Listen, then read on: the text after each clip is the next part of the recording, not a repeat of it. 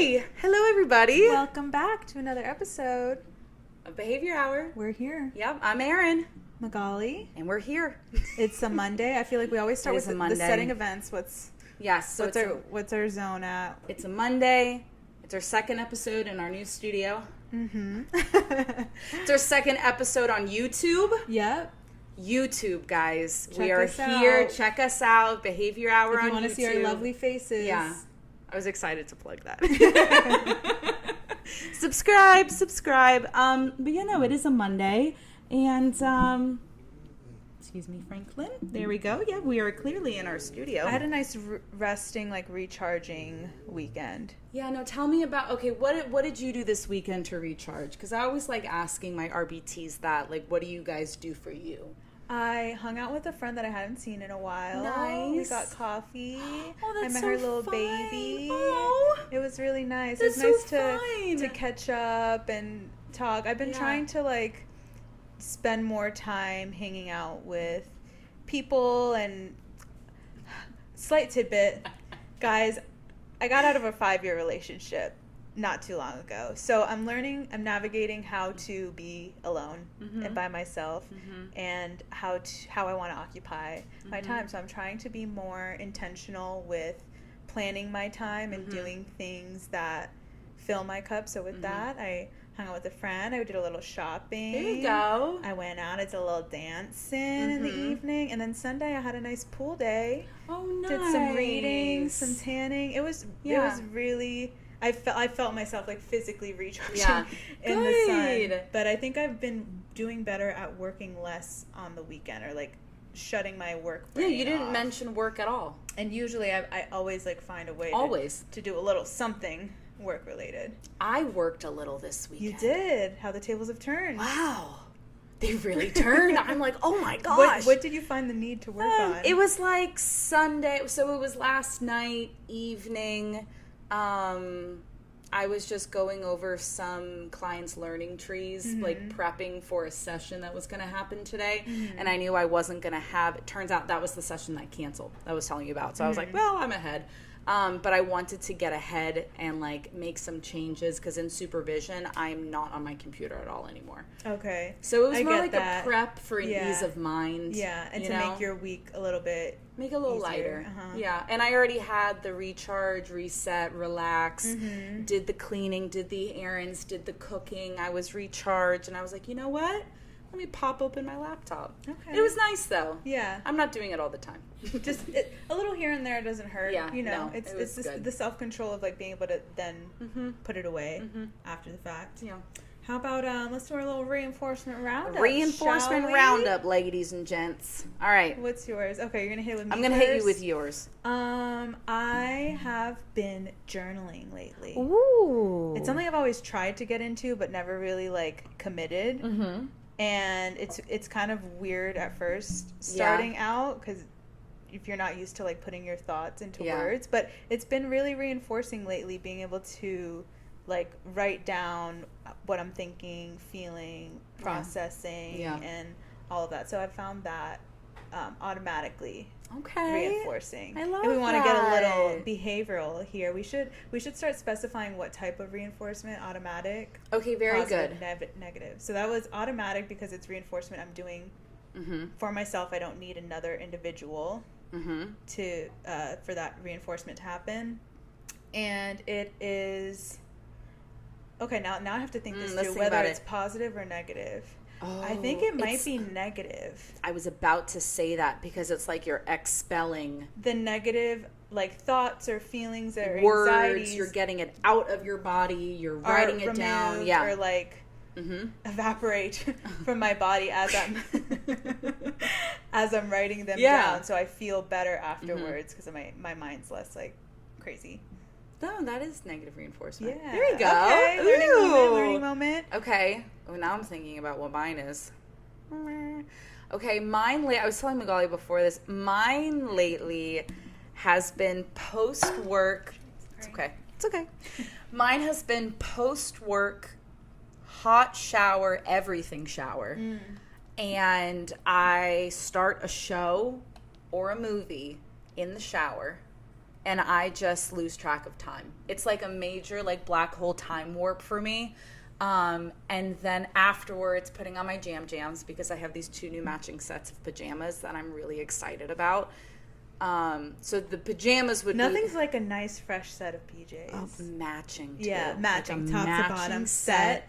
I feel like a professional grown woman. I have all my stuff together. A professional going to bed in your matching set. You know you have your shit together when you have a matching set. And a fresh blowout up in the silk thing and every.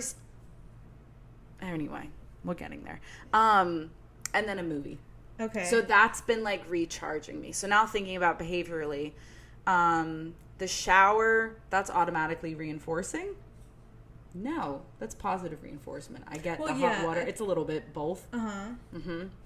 It's automatic and positive. Because you didn't need another person to activate that shower for you. No, I can turn it on myself. I know how to turn it on.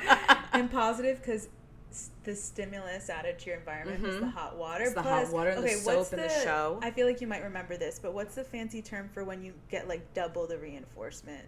Like, because you got a simulated, right? Where you combined synthesized reinforcement. Synthesized. Oh my gosh. You taught me. If my RBT's listening, this is what I was talking about last week. I was literally trying to remember the word for it, and I was like, when you add, it's like I like dancing and a music video. I don't want to just dance, and I don't just want the music video by itself. I want both together because it makes it that much more reinforcing for me. There we go. My synthesized reinforcers. My synthesized reinforcer is watching a show in a hot shower. Yep, you got the. Oh, I love that. Show. And okay, just to put out the definition out there for you guys who haven't heard of synthesized reinforcement. Aaron taught me this when we were working together and we were trying to find like. I remember that. Yeah, we were trying to find like a that little sentence frame. It was like I want blank and blank.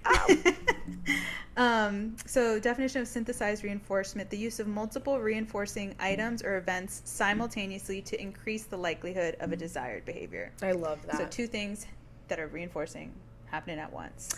I should just talk about that with a different RBT too, because I was trying to explain that our kiddo wanted pool floaties and to go outside on a walk. And the RBT was kind of having a difficult time of like, well, what does he want more? Like, let's just do the pool floaties. And then it's like, oh, we'll go for a walk later. He just likes to wear the pool floaties? Yeah. Okay. They're like animals. They have like an animal head. I'll show you the picture. It was really cute. I embarrassed the crap out of this RBT. I was like, come on, we're doing it for him. We're going on a walk with the floaties. And he was loving it. He was loving it. I think it really reinforced all the things we were working on. It was good. Synthesized reinforcement. I had a great time. Add it to your Add it to my list, yeah. Okay, guys, so that's it for our reinforcement roundup. We're going to get into today's topic. Yay. We are talking negotiating behavior. Negotiating. If you are a professional out there, you need to have this in your toolbox of skills. Yes. Because we're going to get into it, but you can negotiate. I mean, it's a helpful skill all around. You need to have it to be able to survive in this economy. Things, especially in this field that it's like so highly competitive, the industry, and the rates are changing so drastically. You want to stay up to date and on top of your negotiation skills, so you're not offered less than you're worth, or accepting less than what you truly deserve. And I feel like this is a big skill that I was coached through with like close friends and family when I was getting my first offer as a BCBA and things like that, and how to discuss and negotiate and just how to handle that conversation, because you're going from making 20, 25, 28 an hour to like, you know, some people double their salary. I mean, it's a big jump from an RBT to a BCBA position. You're going from hourly to salary as well. That includes all these benefits. What kind of benefits? Are those negotiable? So there's a lot going on. Yeah. And I really wanted to kick off the conversation with talking about what might be some of the barriers or the reasons why people don't feel comfortable negotiating. Like you mentioned, this is a discussion you've had with your parents before, and you felt comfortable to talk to them about it, or they were able to give you advice on it. So I'm thinking for a lot of people that maybe their parents haven't had those negotiation skills, or like passed that on to them, or it wasn't even like a topic of discussion. Yeah, or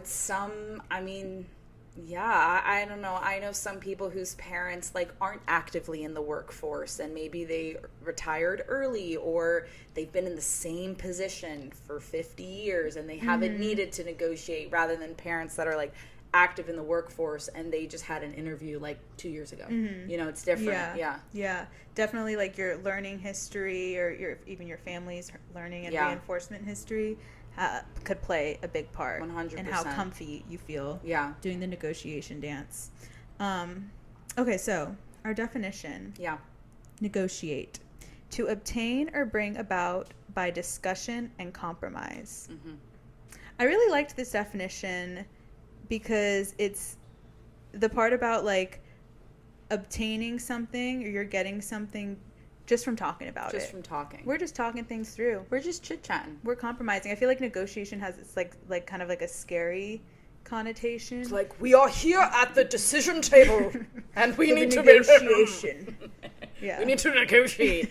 Usually the most successful negotiations are more relaxed or calm. But we also talk about that calm, cool confidence that makes you almost feel a little bit more boosted up when you are calm. You know? Totally. And I think that will play a part in whether like the negotiation is successful or not. Okay, so first let's talk about how do we figure out, I guess, our value or what we bring to the table. What amount do I even negotiate for? What's my price? What do I want to ask for? I think a lot of the time we have a hard time figuring that out, or might overthink or get in our head of like, oh, I don't want to be asking for too much. I don't want to be too greedy. I don't want to be asking for too little at the same time. So what do you think are some things that kind of we should factor into when like deciding? I would say that, I mean, first things first, I always think about like what credentials do you bring to the table, your education history and your work experience. Because especially in our field, we need the credentials. Whether you're an RBT, you need the RBT certification. If you don't have it, that's something to take into account too. If you're applying for an RBT position, but that company is going to need to give you the credential, you're probably not going to make as much as an already certified RBT, even if you're newly certified. Like there is a difference with that. Your schooling, like if you are actively in grad school to become a BCBA, you have more room to negotiate for a higher rate. Or I've even seen, even where I'm at now, like an RBT got hired and 3 months later they were already scheduled to begin grad school. I believe that was a tactic that they used to leverage, like, hey, I'm about to become a graduate student to become a BCBA. You want to keep me. You want to keep me happy so that I can then become a BCBA at your company and stick around. And then I think years of experience as well, even if it's not in the exact position. I mean, before I became an RBT, I was in customer service, and I think that those years of experience added to my ability as an RBT and then as a BCBA. So including all of your years of experience, your different types of work experience, volunteer experience, that adds a lot of value. What are your thoughts on, do you think someone who has more experience than another clinician by default should automatically be making more? Not necessarily. I don't think that's the only factor that you should look at. I've met some RBTs that have been RBTs for a very long time, and maybe they're not as with it I don't know. Maybe they're just not the proficiency's not It's just a little. Maybe they're not as receptive to feedback. Okay. Maybe they're trying her hardest to say this the nicest way possible. Maybe their rate. Okay, their rate of skill acquisition as an RBT is a little lower than maybe an RBT that's been an RBT for like a year or two, and maybe they've lost the fire. Maybe they're comfortable. Maybe there's all these other things, but I don't. You know. Yeah. You know. No, that I don't think automatically experience should equate to a higher offer. And this is why I think, and we'll get into this, but this is why I think companies that offer performance reviews are so important, because you need to be aware of how you're performing. Yeah. If you've been an RBT for 5+, 6, 10 years, and no one has ever given you a formal evaluation of your performance, and you're not self-aware, and no one's telling you the truth, how are you aware? And there needs to be some sort of measurable way to look and assess, what value you're bringing to the table as a clinician. Oh, whether absolutely. It's like, your skill set or your professional soft skills that you're bringing to the table. I think those performance reviews, like actually having a scoring rubric, numerical values to it. I had my first one in, I think it was late January. I had my first one as a BCBA, and some of the feedback was a little difficult to hear because they really called me out on some of the things that I needed help with. And some of them were like timely submissions of reports, or timely resubmissions with edits, or responding to emails within 12 hours. I owned up to it. I was like, all right, you got me. Yeah. I wait a couple days sometimes. Yeah, you're like, all right, call me out. But they had values to it and equated directly to then, an appropriate consequence based off of your score. Yeah. I think there's also like some other things that maybe are a little bit more difficult to measure, like when you kind of have things that are added onto your plate as a provider that might not be originally in your role description, especially I think in a clinic environment. Like think about the naps that you gotta watch, or making materials, or training someone, having somebody shadow you. When you're that RBT that always has to be training other RBTs that are onboarding, it can be really exhausting. You're doing double the work, having to focus on your client, but also train somebody else and make sure they feel comfortable and good, and they can have like an easy transition. I feel like that's a big point to negotiate for more. I used that exact point to negotiate 3 raises as an RBT. Get them. And I got each one. Get them. Get them, girl. Got each one. I said, you want to have more RBTs? I'm going to make them stay. I make them like it here. Speaking of like making them stay, that's another point. Another thing that someone brings to the table, or, could show that you bring more value to a company. If you're a BCBA, that every RBT that's worked under you has stayed with the company. Or they remain on their cases. Oh, that's so true. Ooh, yes. Retention is important. Or you see it where if they get moved for a scheduling reason and they go on to another BCBA's case and then they dip. Yep. Why'd they dip? That's the question. Alrighty. Now, for BCBAs, or BCABAs, I think how much you're billing has a big point in it, because you have to think about, what do the people upstairs care about? What's reinforcing to them? And I think this is growth and professional maturity that I've experienced, is truly understanding that to do one, you need the other. To do clinical, you need the admin business. To do the admin business, you need the clinical. So knowing that it's a relationship and it's not, you care about his money. Yeah. we need it. We need the funding. We need you guys to pay us so we can do the work. And then, you know what I mean? Yeah, to keep things flowing. Yeah. So use it to your advantage. Understand that relationship and understand what they look at. Yeah. That's what they look at. So with, like, especially for newer BCBAs out there that are just kind of like getting their feet in or understanding how billables work, when we mean by billables, that's whatever you are writing a session note submitting to an insurance company as a claim to be for the company to get reimbursed for services. So if your company or you're being offered a specific salary and you have a requirement of meeting 25 billable hours per week versus 20 billable hours per week, you have more room to ask for more or a higher salary if you're billing more. Or if they, let's say, little tidbit here, let's say they offer you a salary that you're like, okay, it's like close to what I was wanting, but not quite. Yeah. Instead of maybe asking for more, you can negotiate asking for a lower billable requirement. Yeah, so that's true. I'm like willing to accept this, but is there a way that we could lower the requirement from 30 to 25?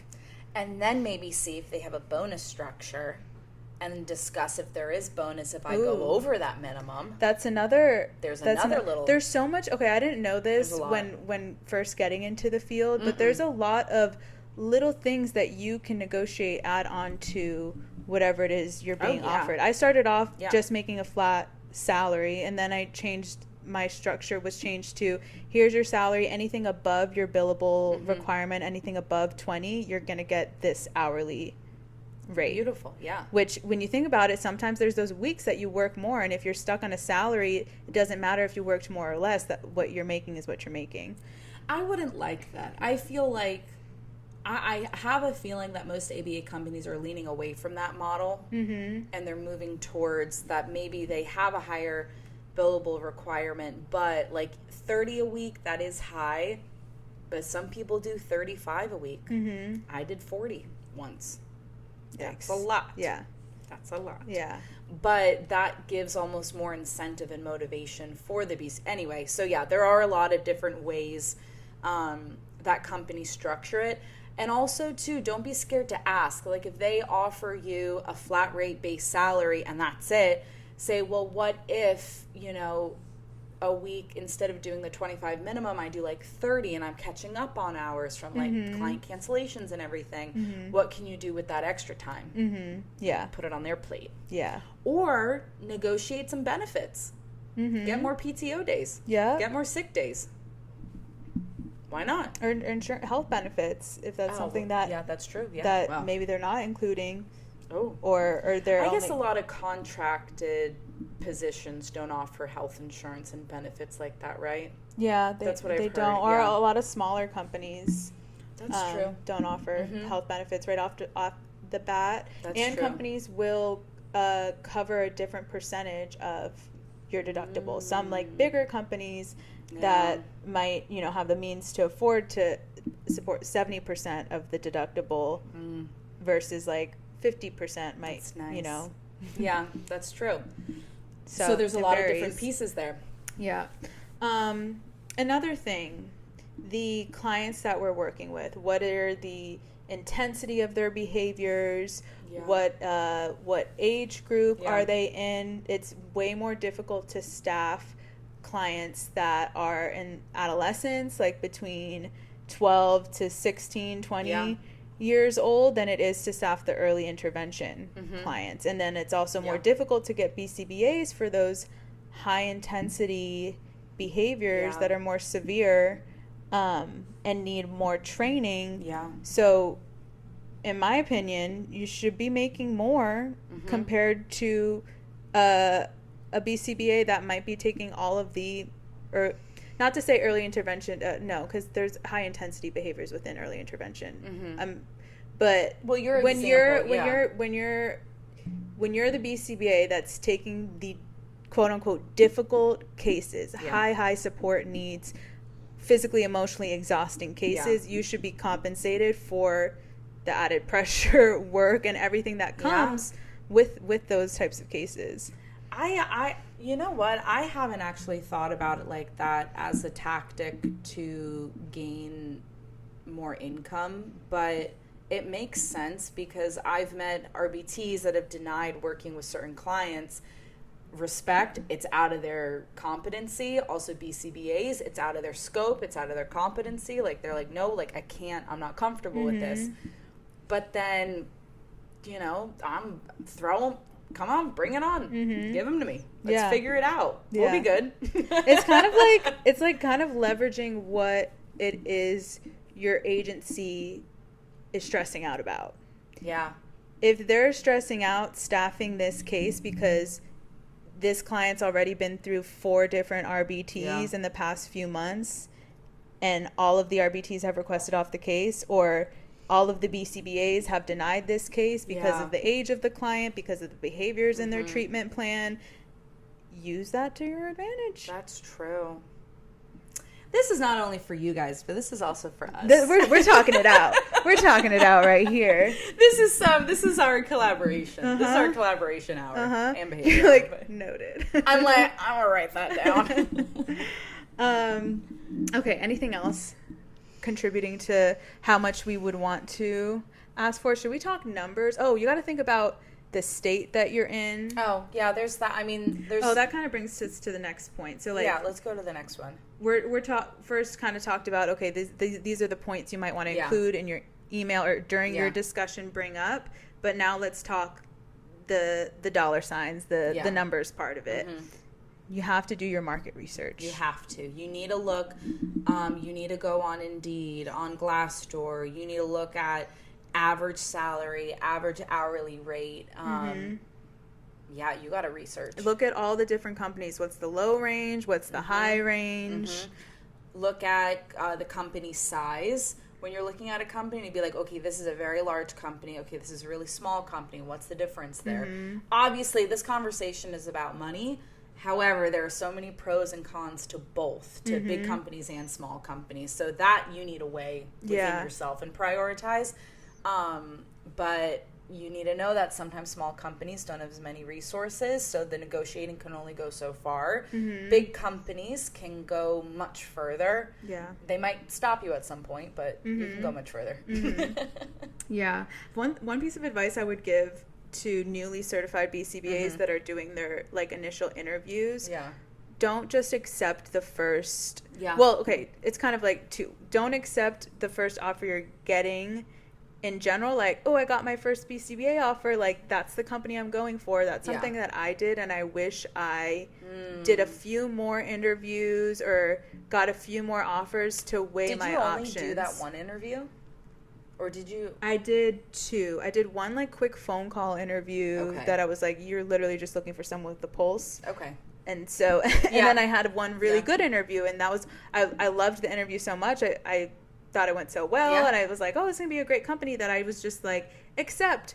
So I should have, done a little bit more shopping first and not put all my eggs in that basket, seen what the options are. But also, I said yes to the first offer that they gave me rather than trying to see if there was room for negotiation. Every business is going to offer you less. It's a business move, less than what they might be in their means. Because if you're going to accept it, more money in their bank. Boom. That's true. And you're not going to get more without asking. No one is going to look out for your own best interest better than you. Period. That's it. Yeah. And that's it. They're not your besties. They're not your family. Maybe they are. I don't know. But they're not. It's a business. You're an employee. They're not thinking in the back of their head, you know what? Erin's been working so hard. She deserves She's been grinding. She's been doing so many billable hours lately. She said yes to all those cases. You know what we should do? We should give her a raise. But you know what? If y'all work for a company like that, don't leave. Stay. Don't leave. If you're getting random surprise pop-up raises, bonuses, stay. Yeah. That's a good sign. unless they're fishy and they're trying to woo you. But yeah, no, stick with that if you have it. But no one's going to give you more money just because. Oh, you know what? They deserve it. You need to ask for it. You need to tell them why you deserve it. Mm-hmm. And if they care about keeping you or they value you as an employee, then they're going to honor that, or they're going to try to meet you halfway. No, it's true. Okay, other considerations: clinic versus in-home, drive time, how much are you driving between clients? From my experience, clinic RBTs tend to have a lower rate than in-home RBTs. I've seen that as well. And I'm pretty sure that's due to reimbursement rates being higher for... for home? Mm-hmm. Really?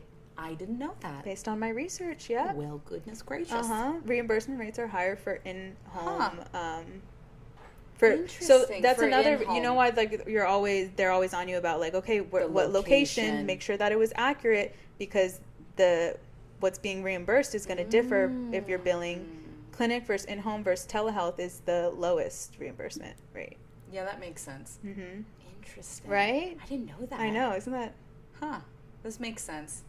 And that makes sense because, that's higher. And then also, too, I think having an RBT that's willing to commute and move around, that's a testament to their commitment as well. Mm-hmm. Obviously, clinic RBTs, that's awesome. I mean, I've been a full-time clinic RBT. I've been a little bit of both, and it's awesome, too. Yeah. Mm-hmm. So if you are a clinic RBT that's thinking about making the switch to doing in-home, because your company also offers in-home, when you're making that switch, see if you can get a little bump with that switch, good. Because there should be room for that. Should be a little bump to boom, a little boom to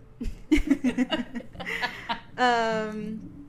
Okay, and then last thing, when we're thinking about what $ amount to ask for, is your reinforcement history. So what were your past offers? Yeah. What are if you're shopping around, interviewing different places, what offers did you get over there?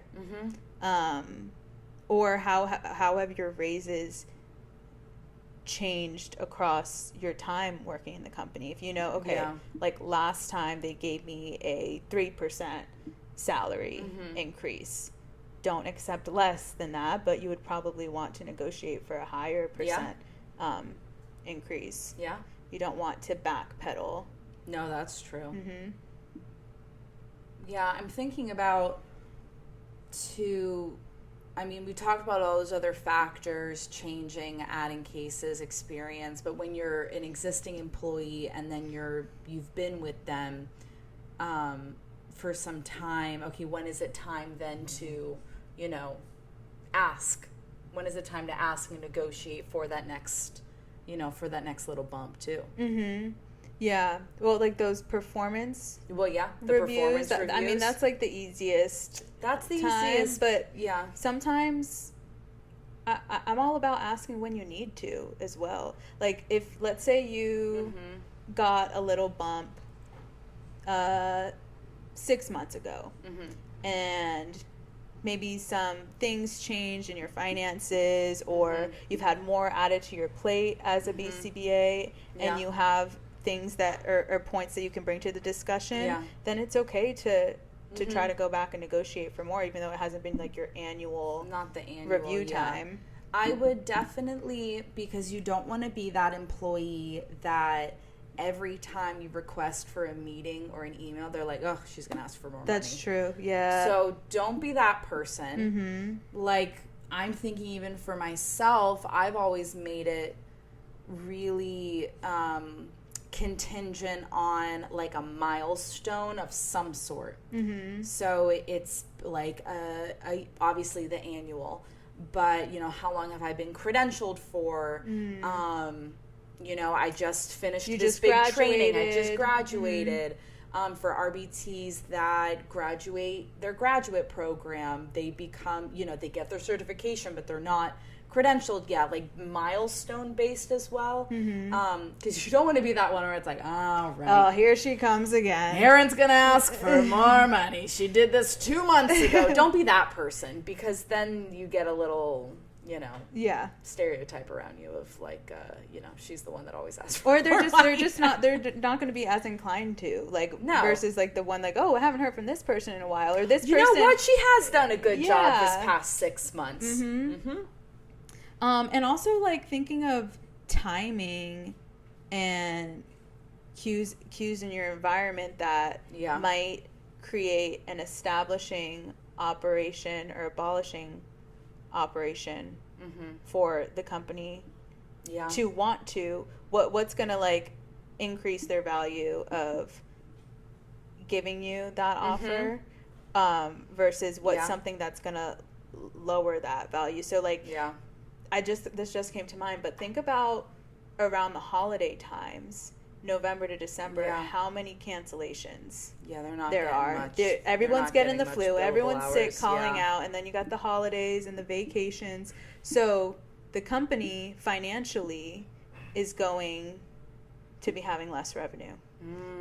And that might true. Which one is it? That might that would abolish. That might decrease the value of them wanting to. Oh, absolutely. To give someone more versus a time that might be popping for an ABA company could be summertime. All the kids. Spring for us is always Spring's booming. Spring is booming into early summer. There's not many vacations yet. Midsummer is a little tough, but usually they're scattered. Yeah, because sometimes a lot of people go on vacation in the summer. But springtime's always consistent because it's the end of the school year. Yep. So think about that when you're deciding, when do I want to request this meeting or send that email. Try to do it around a time where things might be more in your favor. Use motivation to your advantage. No, that completely. Okay. So now that we've done all the background info, the research, the planning, which I really feel like that is the biggest chunk of it is the planning. Because when you bring it up to them, it goes fast. Yeah. Boom. You want to have everything. You got to be ready. Planned out. Because if you send an email, maybe the email is the request, but you request for a meeting, they could be ready tomorrow. Yeah. So Are you ready gotta tomorrow? You got to be ready when you're asking. You got to be ready that day. Yeah. Like I just received an email. Like, come down to my office when your client leaves and we'll talk. If you haven't done any of this research, you could go in there blind. Yeah. I think I did that you'll once. You'll really flop the, I did that once. The opportunity. You did? Like, as an RBT. Yeah. Okay. Don't we all? You know me. I wang it. I wang it. This is like the scary, for me, this is the scary part of it, is the actual asking. You gotta. The talking. You gotta do your superhero pose. What is it? The Superman pose? You know what I'm talking about? Do you do that when you go into negotiation?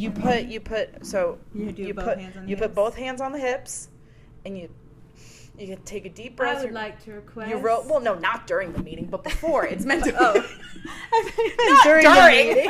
I was like, okay, is that what you do now? No, but before you you take a deep breath, you roll your shoulders back, and you're like, I got this. Dun, dun, dun, dun. Dun, dun, dun, dun, dun. There's actually research to show that it doesn't. That it helps? I believe it. I'll try to find it. Okay. Okay, so figuring out what you're wanting to say. How do you word these things? Yep. ChatGPT, guys, is your best friend. You can get a whole script ready to go. You're so funny. I have been so pushing against ChatGPT only because I had an RBT come up to me that's in grad school and was like, do you know you can write a whole BIP on ChatGPT? I was like, what are they teaching you in school? You don't know how to do it by hand? But you're right, it is a great resource. I don't want to bash it. It is a great resource. If you're one of those people, I mean, because sometimes I have a hard time, like, articulating what I'm thinking or my thoughts, or especially like in the moment or in a situation that I have a lot of anxiety. So it helps me to have something to go off of. But sometimes I feel like what might be a thought in my head of what I want to say does not sound as professional as it should, or it could be worded Yeah, the wording. better. I do like sometimes the way that you can be like, you write it out, your outline, and it's like, what are some professional language that I can input here and there? Yeah. Now, don't just copy paste exactly what you found on ChatGPT. No. Like, you need to individualize it, customize it, because you could just tell, like, this is a template that you got, and I'm hesitant on it. So if I were an employer and I said, send again. I can only imagine how professors are nowadays, because everything, kids are just ChatGPT. I know that Turnitin.com. They're turning what? Do you remember Turnitin.com? Turnitin.com. It would like detect like how much of your. Yes, it was like a filter. Now they have something that like can see if like ChatGPT was used at all. Well, there you go. Got him. Well, okay. So when we're thinking about what it is we want to say, I think it's important to stay away from subjective language, or opinion-based stuff, and keep things objective, measurable, factual, observable. Yes, especially in our field. That is how we all need to function. If you are not communicating to your parents in an objective tone, to your RBTs, to your BCBAs, it needs to be objective. And I think that should bleed into, I agree with you, I think it should bleed into how you ask for more money. So, for example, if you're having a discussion and you want to start to hit on some of your I don't want to say argument points, but your achievements, your stuff to back up what you're requesting, your strengths, your there's a better word for it. It's like achievements or pieces of information that go to validate the reasoning why I'm asking for this income. Like, I would like to make $30 an hour because based on my performance in the following areas. Or that's reflective of my performance over the past however many months. And then let's start for RBTs, some objective measurable things that you guys can mention in this. Last minute cancellations or no shows, 0 to minimum. If you have don't bring them up. Don't bring if you always do it, just if you always have a last minute call out, or I'm sick, or I got to take care of my kid, it's not step it up something that's not included in the discussion. No, don't bring it up if that's an issue. For you. If you're someone who covers cases a lot when there is a call out, if you're subbing for RBTs for clients that you don't normally work with, that's a point that you can bring up. You don't want to just say, like, I'm a dependable RBT. Like, back up why it is that you're dependable. I'm a dependable RBT because when my client canceled, I reached out to scheduling, said I'm available. They paired me with a client whose RBT canceled, and I was there within 10 minutes. Or when my client cancels, I ensure that I schedule a makeup session with the client, and I make up for those hours. For BCBAs, you could say something like, over the past 3 months, I've acquired 5 new clients in my caseload, 2 of which are high intensity or high support needs clients, and based on the maybe response effort or the workload that comes with supporting this case, or the recommended supervision for this type of client, because that's something else that has a measurable value. Whatever you requested in the treatment plan, if there's more hours that need to be put into this client, that could be used. And also too, like, if you have a client that maybe it was pushing your scope of competence, mention, like, I have put in X amount of hours in continued educational units for this specific client. Like, I have put a lot of my personal time into preparing for this case. That could be something too.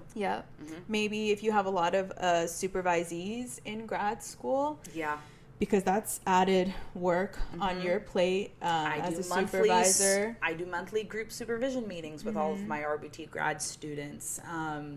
I'm providing them with unrestricted hours. I'm giving them feedback. I'm looking helping at their... them prep for the exam, making sure that the board approves them and all their, P's and Q's are in line. Another thing, like having consistent parent trainings.